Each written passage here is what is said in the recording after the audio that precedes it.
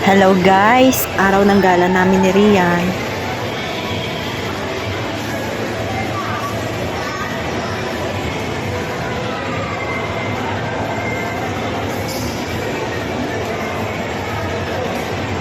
Iniwan ko siya sandali, kailangan namin ng pambayad. Habang naghihintay, appointment namin ngayon sa dentista. Lapit na umayos ang ngipin.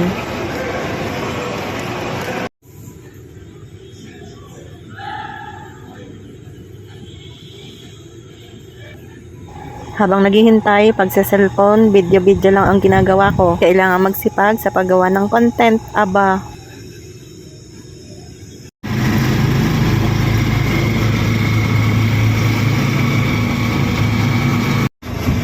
gutom na kami, hindi kami nakapag-agahan. Late na nagising.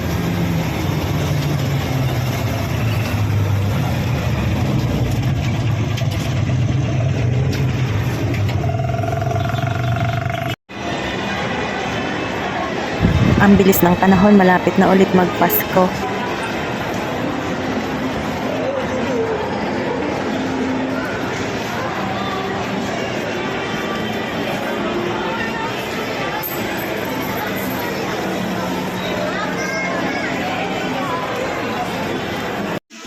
Binilhan ko siya ng rubber shoes. Iba kasi pag may pagpapalitan para maipahinga naman ang ibang sapatos. Kain muna kami tanghalian, chicken at lasagna. Pero iba pa rin ang may kanin.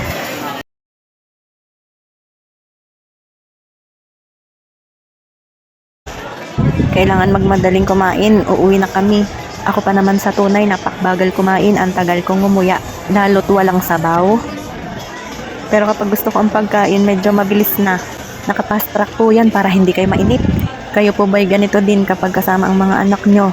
Masaya sa damdamin. Sayang nga lang at yung dalawa kong anak ay parehong busy. Kaya habang bata pa yung mga anak nyo ay i-enjoy nyo na yung nakakasama pa sila sa inyo.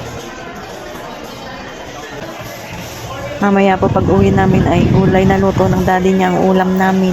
Minsan lang po kami kumakain ng ganito. Minsan ay kumain sa labas, mura lang naman. Para hindi man lalambot paglalakad at pamamasyal.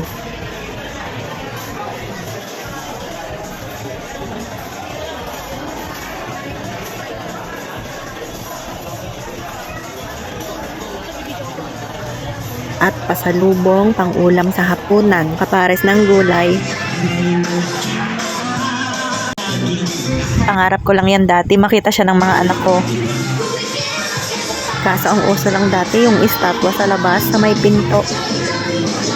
Yan na lang po. Bye!